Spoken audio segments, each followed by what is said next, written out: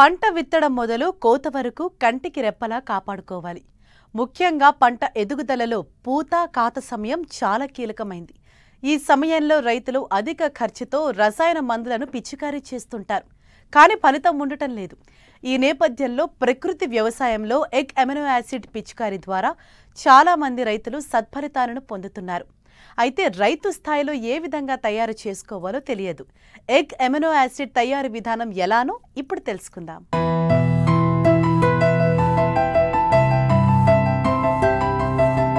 వ్యవసాయంలో ఖర్చులు తగ్గించడంతో పాటు నాణ్యమైన క్రిమిసంహారకరహిత దిగుబడులు సాధించాలనే ధ్యేయంతో అందుబాటులోకొచ్చిందే ప్రకృతి వ్యవసాయం. విచ్చలవిడిగా రసాయన ఎరువులు, పురుగుల మందుల వినియోగం వల్ల భూమి నిస్సారంగా మారుతోంది. దిగుబడులు తగ్గిపోతున్నాయి. రసాయన ఎరువుల వాడకం తగ్గించాలనే లక్ష్యంతో ప్రభుత్వాలు కూడా ప్రకృతి వ్యవసాయాన్ని ప్రోత్సహిస్తున్నాయి. ఈ నేపథ్యంలోనే సేంద్రియ ఎరువులు, కషాయాలు రైతుల స్థాయిలో తయారు చేసుకునే విధంగా ప్రకృతి వ్యవసాయం విభాగం వారు అవగాహన కల్పిస్తున్నారు. ఏ పురుగుకు ఏ కషాయం, ఏ చీడకు ఏ ద్రావణం కొట్టాలో కూడా చెబుతున్నారు. వాటిని రైతుల చేత తయారు చేయిస్తూ పెట్టుబడులను తగ్గిస్తున్నారు.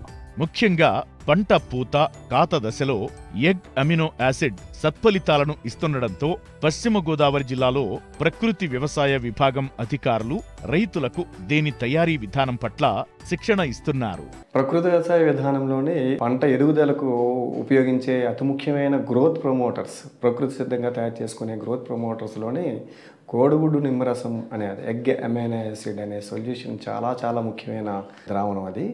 ఇది తయారు చేసే విధానం ఏంటంటే ఇందులో ఉపయోగపడేది మనకి కోడిగుడ్లు, నిమ్మకాయలు, కొద్దిగా పావు కేజీ బెల్లము అవసరమవుతాయి.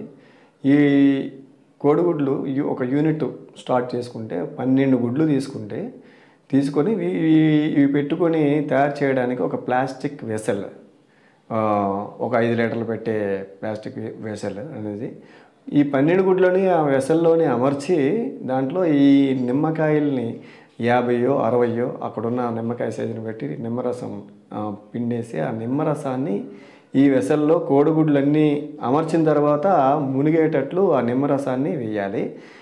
మునిగిన తర్వాత కోడిగుడ్ల పై భాగంలో సుమారు 1 ఇంచు ఎత్తులో నిమ్మరసం నిలబడి ఉండేటట్లు మనం నిమ్మరసం నింపుకోవాలి. ఈ విధంగా నిమ్మరసం గుడ్లలో నిమ్మరసంలో గుడ్లు ఉన్న తర్వాత క్షణం నుంచే మనకి నిమ్మరసంలో ఉన్న సిట్రిక్ యాసిడ్ అనేది గుడ్ల పై పెంకుని లోపల ఉన్న తెల్లసొన పచ్చసొనని కరిగిస్తాడు. సిట్రిక్ యాసిడ్ వల్ల అందులో ఉన్న ఆర్గానిక్ మూలకాలన్నీ కూడా కరగడం స్టార్ట్ అవుతాయి. అంటే ప్రోటీను, ఈ కొవ్వులు ఇవన్నీ కూడా కరగడం స్టార్ట్ అవుతాయి. ఈ విధంగా వేసినాక మనం లిడ్ క్లోజ్ చేసుకుంటాం. ఇక్కడ లిడ్ అనేది ఈ వెసల్ అనేది ప్లాస్టిక్ అయినా లేదా గాజు అయినా కావచ్చు, గాజు ఏదైనా క్లోజ్ చేసుకొని వేసుకుంటాము. ఇది సుమారు 10 రోజులు ఈ విధంగా ఉండాల్సి ఉంటుంది. ఆ 10 రోజుల సమయంలో మనకి కోడిగుడ్లు అనేవి బల్జ్ అవుతూ ఉంటాయి. కోడిగుడ్లు నుంచి మనకి మొదలంగా ఈ నిమ్మరసం వెయ్యంగానే గాలి బుడగలు వచ్చే విధంగా ఉంటాయి. ఈ బల్జ్ అవుతా అంటే కరుగుతా, పై పొర కరుగుతా, లోపల పొరలు 2 కరుగుతూ ఉంటాయి.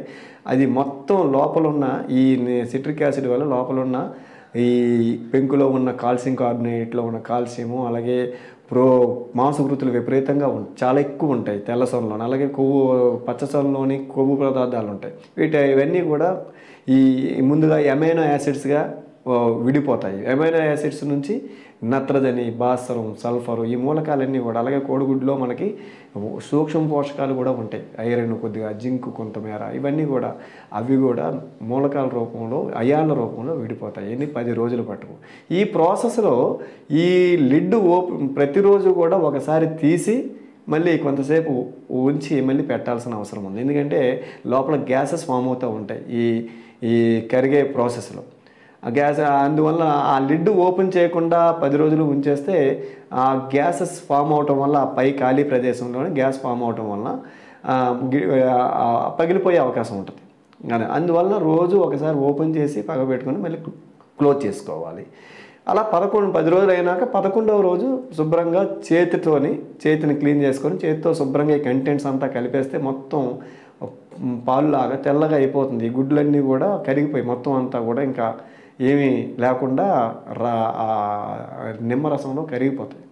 ఇంకా దాన్ని ఒక పల్చటి గుడ్డతో సీవ్ చేసుకొని వేరే వెసల్లోని వేసుకొని దాన్ని మనం నిలువ పెట్టుకోవచ్చు 3 నెలల వరకు కూడా.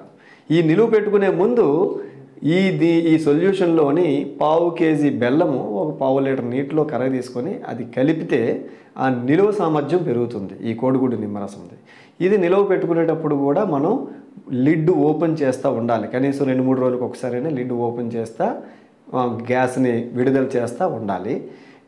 ఈ విధంగా తయారైన ద్రావణాన్ని కోడిగుడ్డు నిమ్మరసం లేదా ఎగ్ అమైనో యాసిడ్ సొల్యూషన్ అంటాము.